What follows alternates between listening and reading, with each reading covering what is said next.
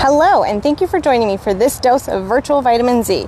My name is Sandy, and I'm an education specialist for the Detroit Zoological Society, where we celebrate and save wildlife every day. Today, I am in the butterfly garden up behind the train station at the front of the zoo. And if you were with me last week, we went and we looked for monarch caterpillars and eggs to see, so we could report it out to a citizen science program. One of the things that I got a lot of questions about was milkweed. Where is it? How do I get it in my garden? So today we're going to explore milkweed just a little bit more. But first we're going to visit the egg that we found last week in our monitoring system, because I have an exciting update on that guy. So let me switch my camera around. So we are up in this garden. It is beautiful. There are lots of things in bloom at the moment. It's also a really nice, sunny, cool day, so there's lots of activity in the garden. So if I come down to this piece of milkweed right here, you can see this little guy right there. That is a monarch caterpillar. That is the monarch caterpillar that was in the egg last week when we found him or her. And I'm really excited because he looks like he's in his second or probably a second instar, so he's molted his skin one time at this point. So if I look at this plant of milkweed, actually we're going to look at a different plant because I want to make sure I don't disturb him too much. So we're going to keep walking just a little bit.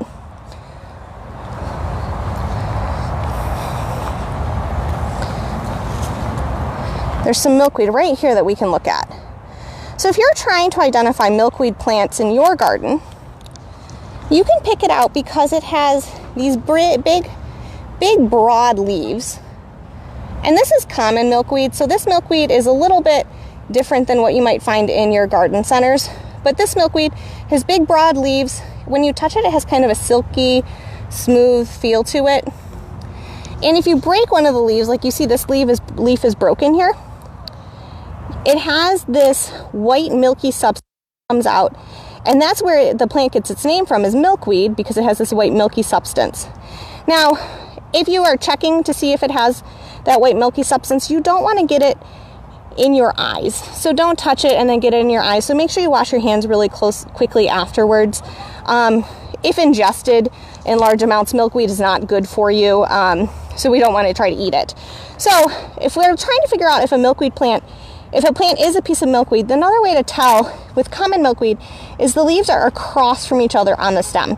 So as they grow out, there's a leaf across from each other, and then you can actually see they kind of turn about 45 degrees an angle, so that when they grow out, if you look down from the top, it kind of forms this X shape. So we're going to keep walking because I have a plant up here that is just about to go to seed, and I'm going to show you how, if you have milkweed in your garden and you want to share the seeds with some of your friends, how you can do that. So the garden, I'm just enjoying the beauty of it. There's some butterfly weed over here, some fall sunflowers, some beautiful hibiscus over here, hydrangea.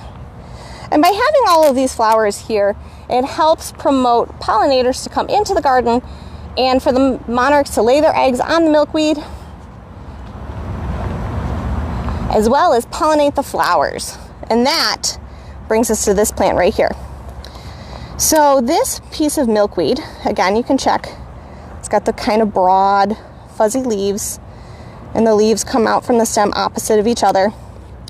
This one has these weird shaped pods on them. So those are the seed pods.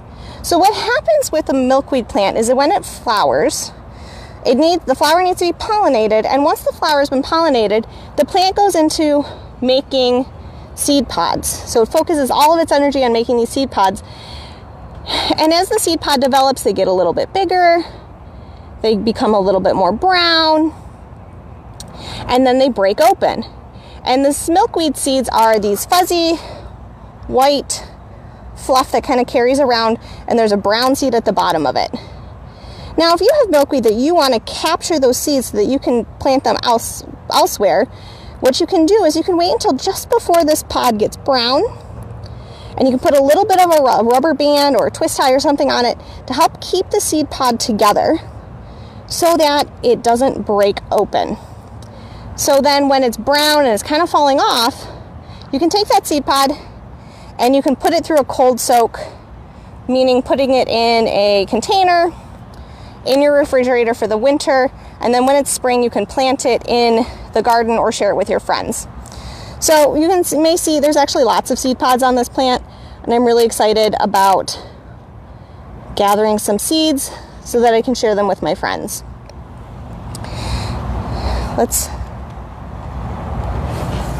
You can see in this bed of milkweed back here, there's lots of plants, and they don't all have seed pods on them. Some of them may not develop seed pods, and that's okay.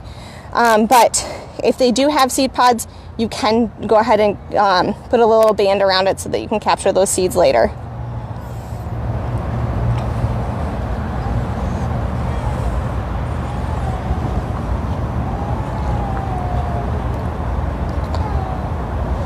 Thanks so much for joining me for this dose of virtual vitamin Z. If you'd like to see more virtual vitamin Z, go ahead and head to our website at detroitzoo.org under education, virtual vitamin Z. Have a great day. Bye.